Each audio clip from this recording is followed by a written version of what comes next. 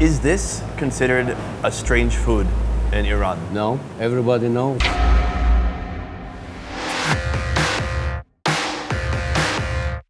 It is the mission of the Best Ever Food Review Show to seek out and document This is sick, yo. the most unique food from around the world. How do you find it? Milky. Yeah, it's milky. From hunting and cooking up python in Florida, USA, They have a really unique looking long liver. You want to eat it? I want us to eat it. Oh, wow. to cooking pork in a natural earth oven while rubbing shoulders with a Papuan chief. Today's search for the strange has brought me to the country of Iran.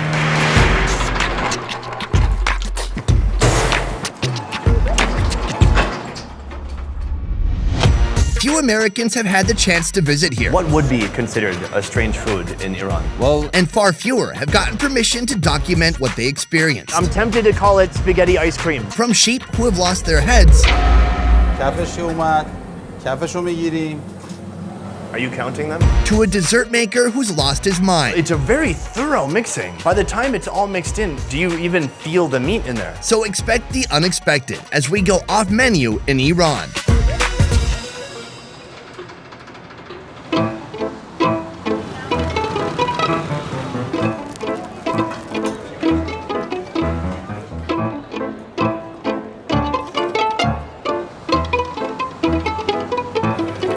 Thank you. you're welcome. So it's like some good tea. Do you go with sugar or no sugar? We use this one. We call it nabat.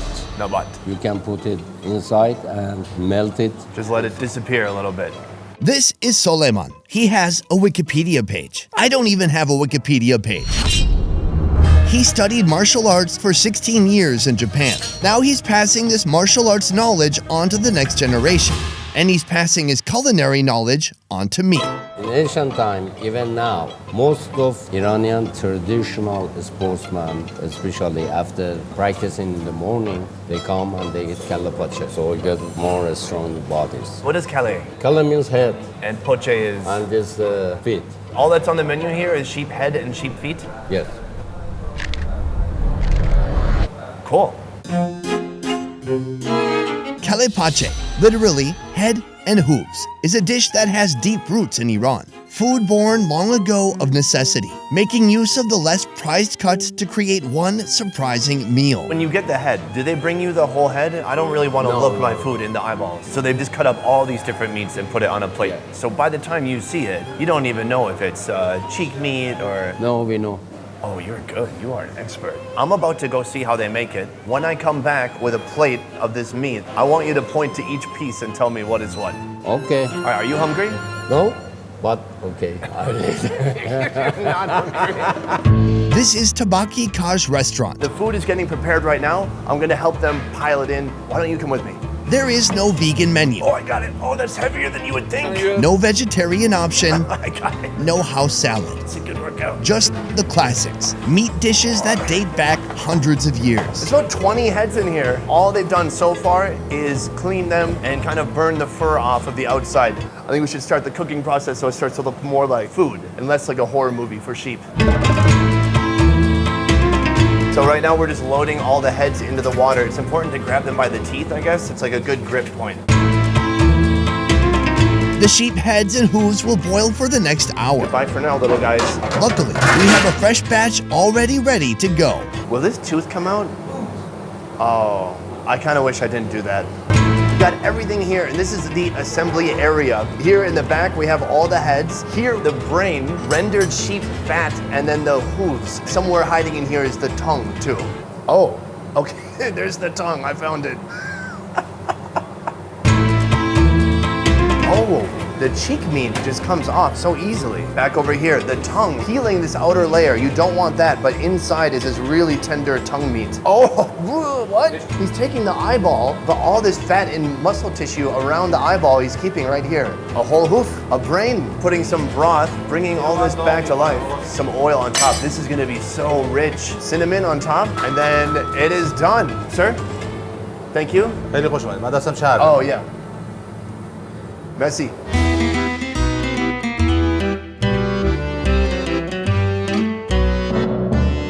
Before getting to the main course, the chef insists on offering an appetizer. It's called Abgoosht. If you had to create a name for it in English, what would you call it? Meat water. All right. I call it brain gravy.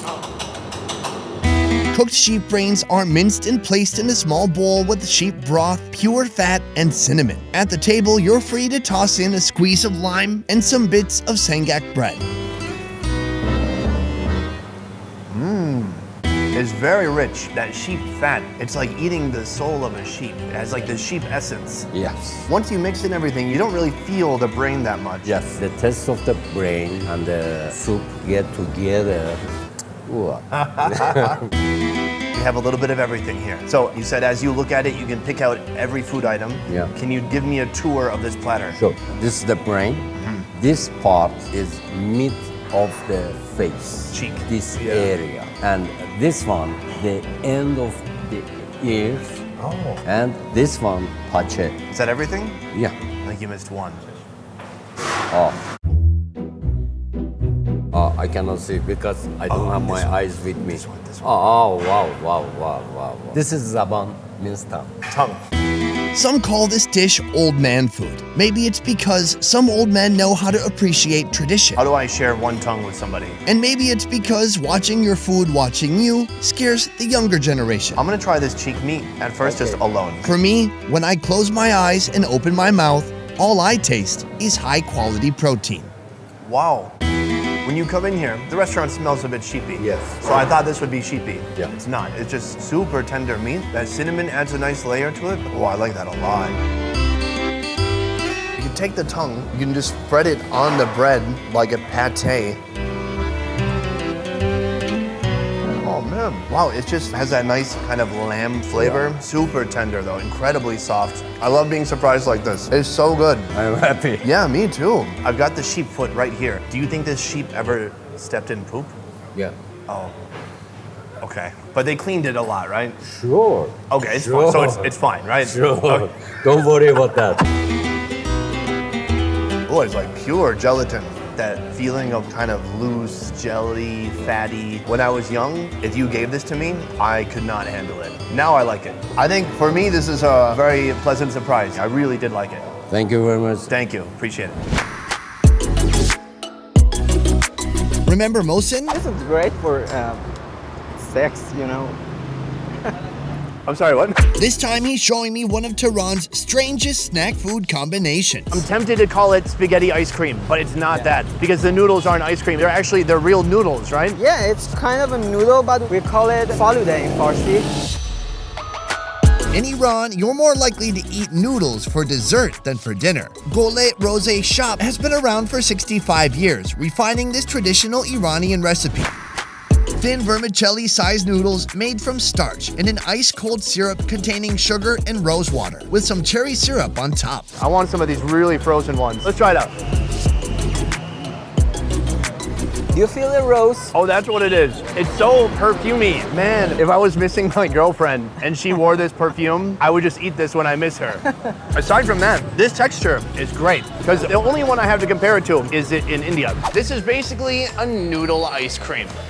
Oh, that is a complex flavor profile. Those noodles are very soft, and these noodles have great texture. They're like frozen all the way through. It's like kind of fun to bite through. Don't compare it with any other place in the world. Okay, yeah, stop comparing It's it. only in Iran. There's a tradition. When we finish the noodles, we do something like this. And we drink the water. It's like the broth. I mean, for me, where I come from in Asia, we just call that broth. Super sugary, sweet, syrupy, but it's refreshing. This is like a big dessert. I'm really surprised by the sizes of food here, but the people are not huge.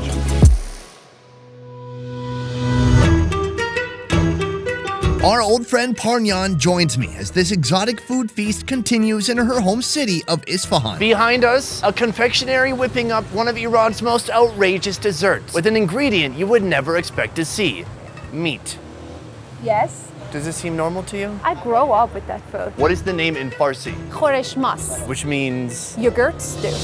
Cornish Mas, an Isfahan tradition. The main ingredients, stewed meat and yogurt. An impossible combination, but after seeing how it's made, it'll all make sense. First of all, Thank you for the hairnet. Do you need a little hairnet like for your mustache, or that's good? Battering? No, you don't need one. Okay. All right, hey, if you say so. Lamb neck meat is braised until tender, shredded into thin strips, and mixed with creamy Iranian yogurt. It's almost like he's shampooing someone's hair. That's what it reminds me of. Have you ever shampooed someone's hair before? It's a very thorough mixing. By the time it's all mixed in, do you even feel the meat in there? No one can feel the chunks of. Oh, okay. He's showing us the old traditional way of doing it by hand, but usually, I mean, he's using these machines back here, guys. I mean, Yeah. he's got it. It's right here. It's pretty useful.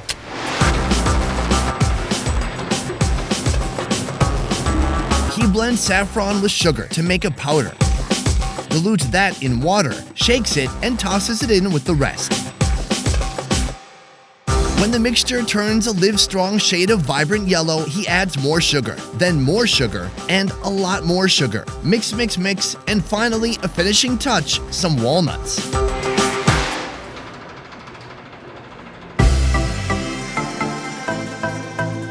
It seems like the recipe, more saffron is never bad. Have you ever had too much saffron? I'm gonna have right Oh, now. right now? Are you saying this is too much? I'm not even sure exactly what saffron tastes like. It seems like everything in Iran that's yellow like this, it's either turmeric, saffron, or sometimes both. Yeah. How does that taste for you? Oh, that's what saffron tastes like. Saffron tastes like elegance. Exactly. You're right, there's no meat bits in there, but it's a little weird how it's like sweet, sour, and meaty at the same time. The end result tastes nothing like lamb meat, but just like halim where they mix stewed mutton with wheat, the meat itself alters the texture of the dish, giving it a congealed, thick consistency, unlike any dessert I've tried before. For me, this is the pinnacle of luxury. This is pure opulence. Pure opulence. I'm gonna add that to my vocabulary. Great, perfect.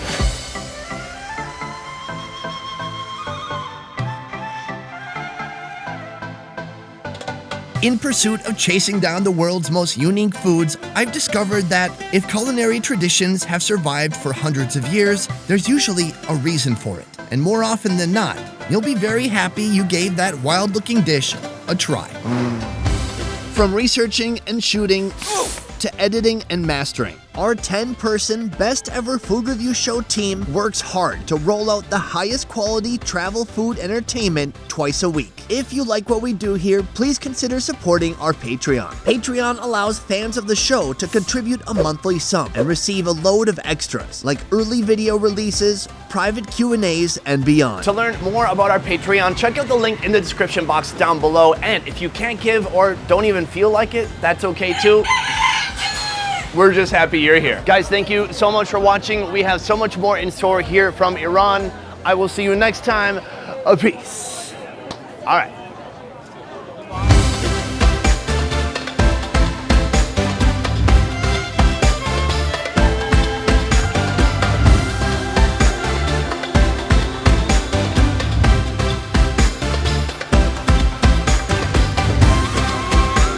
And be sure to check out our second channel, More Best Ever Food Review Show, for raw clips and deleted scenes that didn't make it into the show.